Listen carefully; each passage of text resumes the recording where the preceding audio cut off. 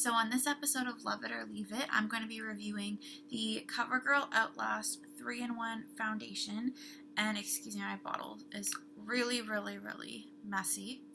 I actually just found out that there is a lock top on it, which I will be talking about as well. First off, let's go over what the claims of the product are. So it says that has the lasting power of a primer, coverage of a concealer, and blendability of a foundation all in one that's shine free.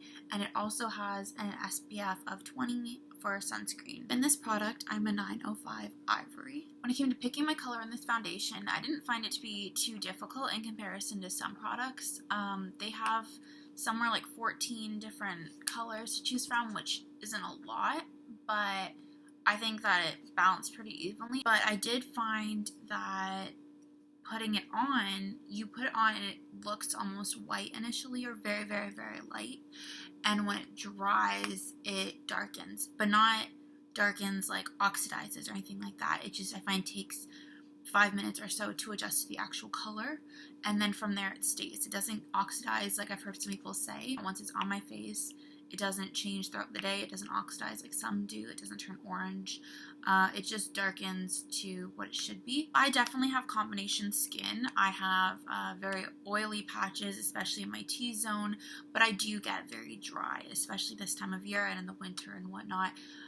So that's always a problem when it comes to foundations, because, you know, if you're outside and it's cold and then you go inside where it's warm because of the heating or something, my makeup half the time is a disaster. One big thing when it came to this product though was the application method. I found that if I put it on with a foundation brush and blended it, it ended up very blotchy, very streaky. It set on the skin instead of kind of, I don't want to say sinking in, like getting in the wrinkles or anything, but instead of becoming part of the skin, instead of looking blended, it would sit on it, it would look blotchy. If I used a damp, like slightly damp beauty blender or sponge, like a lot of foundations I do, same kind of thing, like it was blotchy. You could kind of like see the bumps almost from the beauty blender, like on it. It just like stayed like that no matter what I did to blend it. The initial one would always stay, and even then, even after hours gone by, you could really see your skin through, and not in a good way. It just didn't blend. Even with a dry beauty blender, it made my skin drier. I don't know how, because that doesn't really make sense, but it would find whatever dry patch I swear was on my face and cling to it. So it would be where I'd put my makeup on, it would look fine, and then, you know, after a class or if I was on break at work, went to the bathroom, checked my face, and all of a sudden I'd be like, oh, I've been sitting here for who knows how long with dry patches all along my nose, and that's embarrassing. So I hated that. And I'm not a fan of putting foundation on with my hands. I don't know, that's just me. Don't like it. So I didn't try that.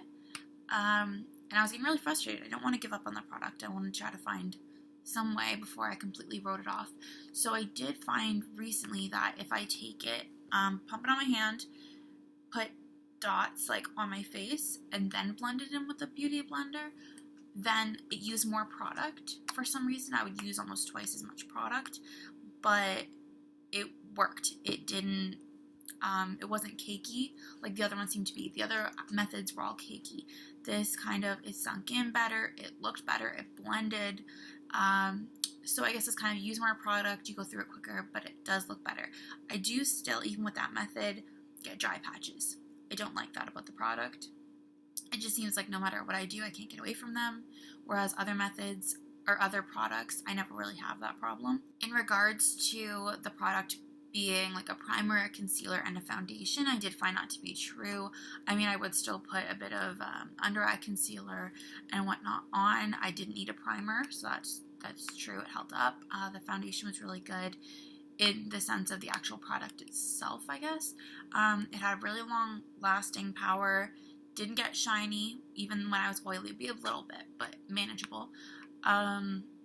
But it did last a long time. If I was working a long shift or something, I could put it on in the morning and it'd be fine until I got home and took it off.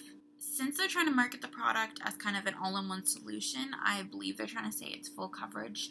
I didn't really find that. I mean, yeah, it's buildable, but I would definitely say it's a medium coverage. It, especially when it came to the different techniques of being able to see it through, that was a problem. So it wasn't as full coverage as some other foundations, so definitely medium. I found that the foundation covered blemishes and any sort of imperfections pretty well. I mean, I didn't have a breakout or anything during this, but I did have an allergic reaction at one point, so I had like red marks and stuff on my face, and it covered pretty well, but it wasn't one that I could layer to try to cover it, and it would end up looking cakey, so that was a big flaw in my opinion. So if you have, a lot of things that need to be covered, even if you're used to using concealer, I don't think this has a good enough coverage for it, let alone if you have acne or different things like that. One convenient thing I really liked about the product was the pump that I already talked about. I found that it made application a lot easier if I were using it like normal, just because I prefer pumps over not anyway. But I guess if I actually look at the fact that I was still dabbing on my face, it did become a pain to pump it on my hand and then from there dab it on. It was inconvenient, but at the same time, I find it's easier to control the amount that you're using. So given the fact that I'm not in love with the product, I don't find it amazing by any means. I still had a few problems with it, even though there were some pluses.